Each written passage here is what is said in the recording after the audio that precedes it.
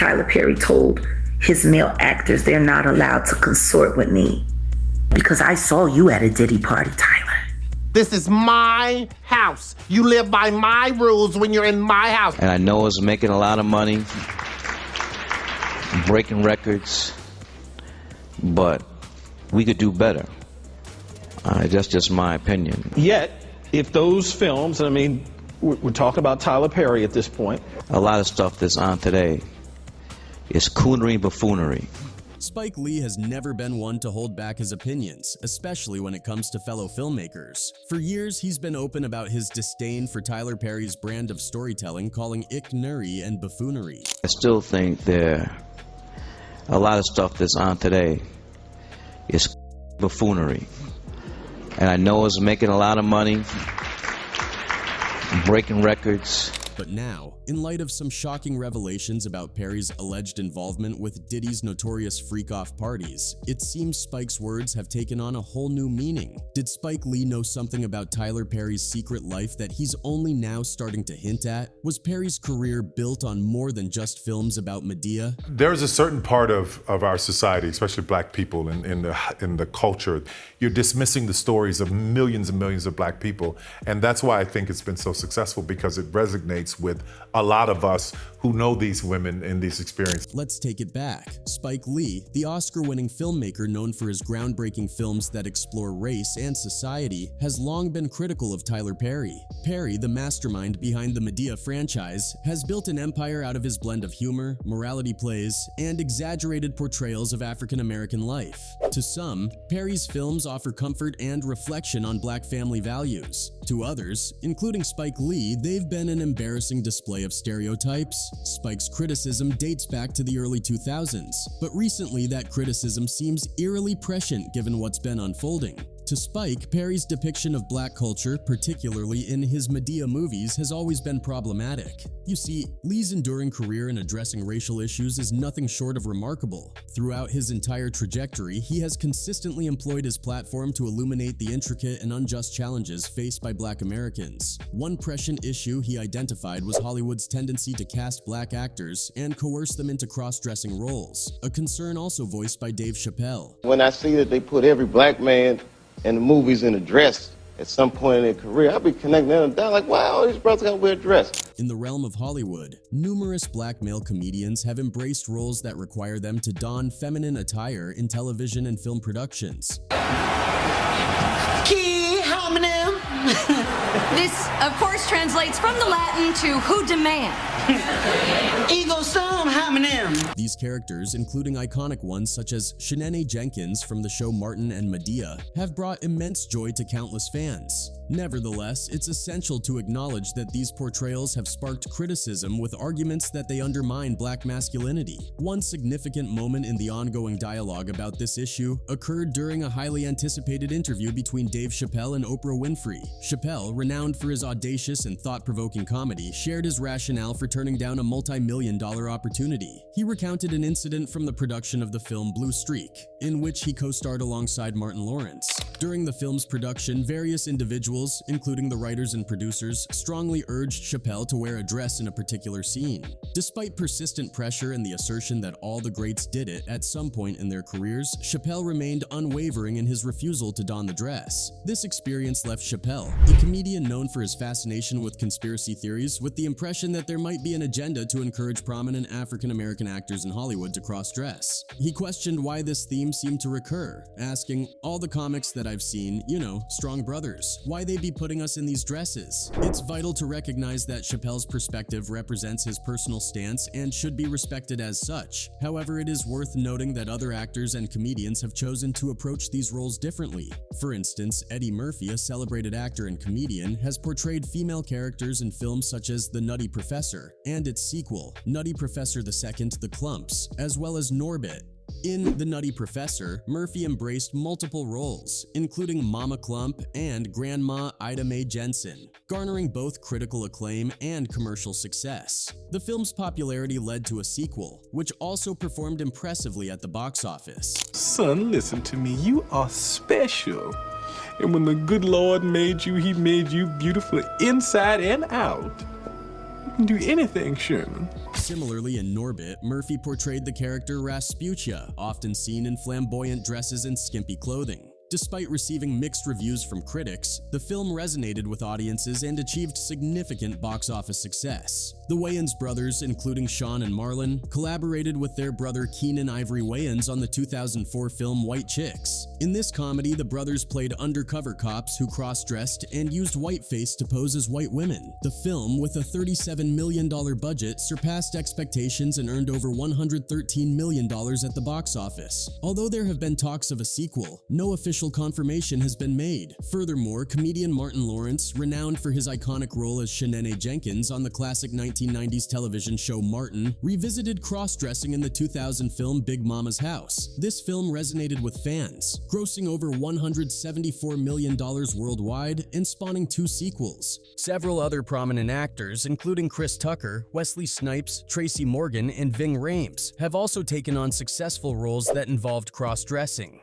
Tyler Perry, in particular, has gained fame for his portrayal of the Medea character in stage plays and subsequent films. While Perry has garnered a devoted following, he has also faced criticism, notably from Spike Lee. Despite the controversy surrounding such portrayals, Tyler Perry has consistently defended his choices, emphasizing his agency in building a successful franchise. During a conversation with rapper T.I. on his Expeditiously podcast, Perry addressed Dave Chappelle's comments about African-American comedians cross-dressing in films. He underscored that he made the decision to create and portray the Medea character and that no one forced him to wear a dress. While individuals like Perry may have concerns about their public image, Spike Lee has never shied away from addressing challenging issues through his work. In films such as Do the Right Thing and Malcolm X, Lee delves deep into the racial tensions and social inequalities that have plagued American society. Through his storytelling, he compels viewers to confront uncomfortable truths, even when those truths are too unsettling for Hollywood to embrace fully. You know, deep down inside, I think you wish you were black. Get the fuck out of here.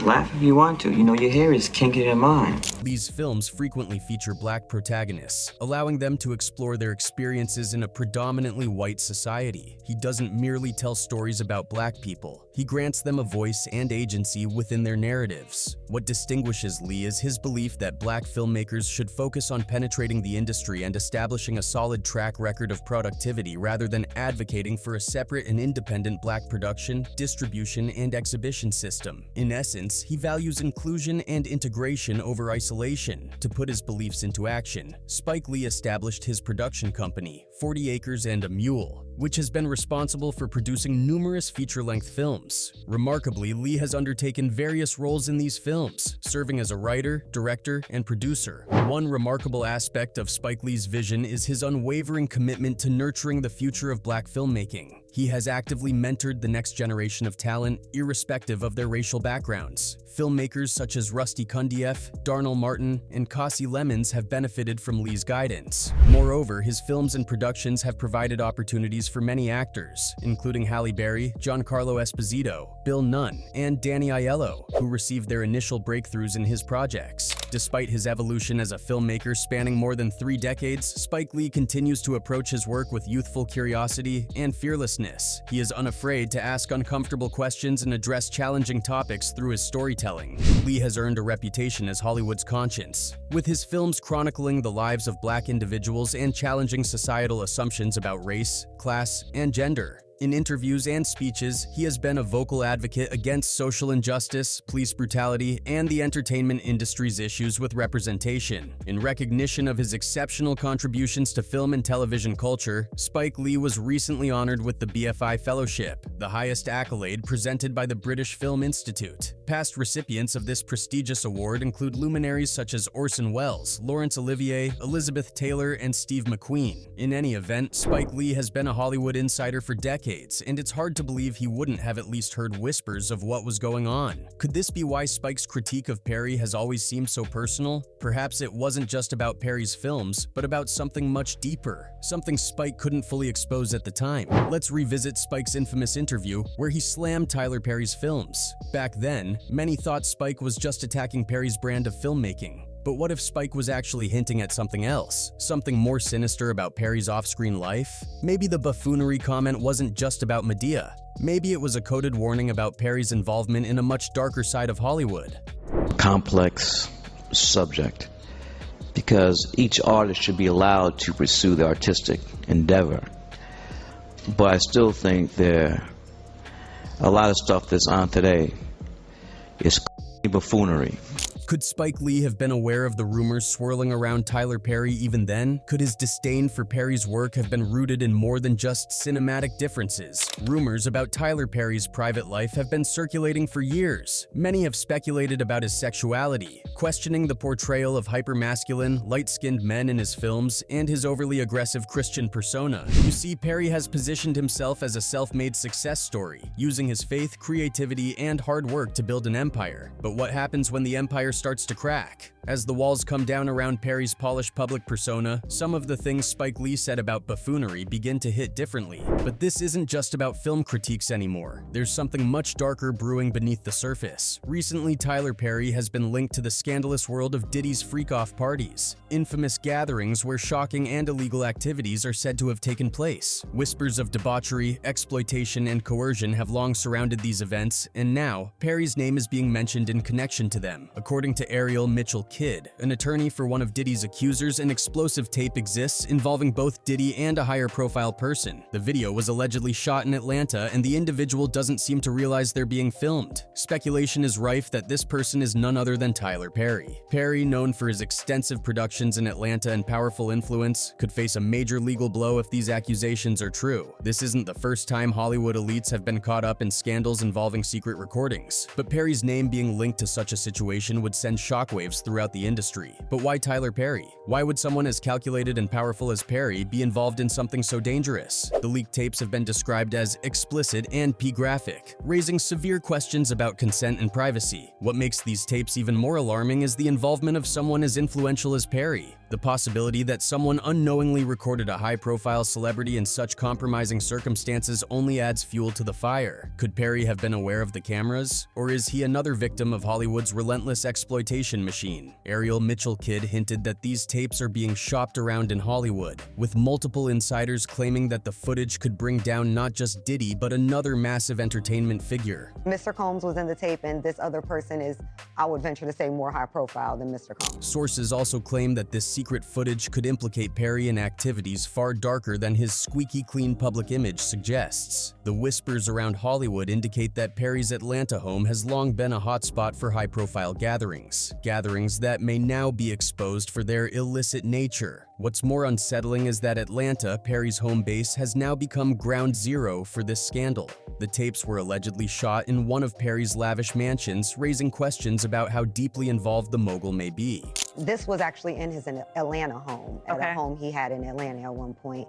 And it does seem that the person isn't like looking into the video, so it's, to me, doesn't seem like that person knows they're being videotaped. Court documents obtained by various outlets show that the situation for Tyler Perry is becoming more precarious. These documents outline a pattern of behavior that aligns Perry with the kind of high-profile scandals we're seeing unravel in Diddy's case. Though Perry's legal team has denied any wrongdoing, the severity of the accusations can't be ignored. In these documents, the claim is that certain gatherings in Perry's Atlanta home featured high-profile attendees involved in dubious activities. Not only was there explicit material being filmed, but some of the individuals allegedly did not consent to being recorded. And that's exactly what's happening. Fans and critics alike are already drawing comparisons between Perry and Diddy, noting that while Diddy's case is shocking, Perry's involvement could potentially be even worse. The legal filings mention potential violations of privacy, exploitation, and even rumors of coercion. Perry's empire, which spans from films to TV shows and even his own studio, is now teetering on the edge of collapse. What's even more shocking is that these tapes may not be the only skeletons in Perry's closet. Insiders are starting to speak out, and the veil of secrecy that has long protected Hollywood's elites is starting to crack. Now the Sean Diddy Combs investigation.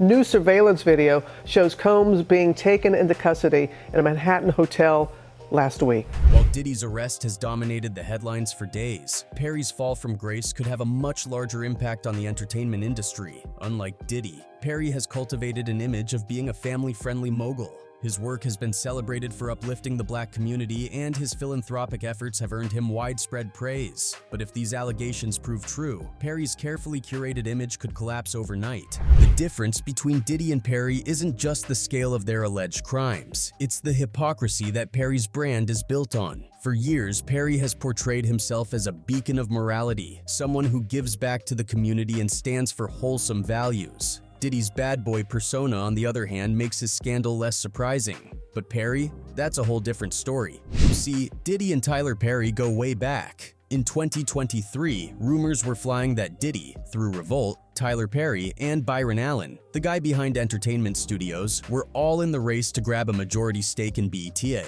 Then, in an interview with Billboard, and Diddy said he wanted to collaborate with these two powerhouse businessmen in some way. And honestly, teaming up with other titans is just Diddy's style. He has always hustled his way into the ultra-rich crowd while turning his edgy rap persona into a billion-dollar empire. According to some Wall Street heavyweights, Diddy didn't play it cool. Nope, he cold-emailed them with business pitches. Yet they weren't mad at it. In fact, many admired him, with one New York Stock Exchange CEO even calling him an inspiration, comparing him to none other than the founding fathers. Diddy officially hit billionaire status in 2022, thanks to hip-hop wealth expert Zach O'Malley Greenberg. But Diddy had been chasing that title for years. In a 1999 interview with Forbes, he famously said, "I wanted to be very, very rich." And boy, did he make that happen. Along the way, he filled his Rolodex with A-list connections, partnering with billionaire investor Ron Burkle and getting mentorship from hedge fund guru Ray Dalio. His fashion line made it into Macy's and Dillard's, and he did deals with big names like Diageo, alcohol giant, Zach Posen, Liz Claiborne, and even opened the New York Stock Exchange with Estee Lauder heir William Lauder.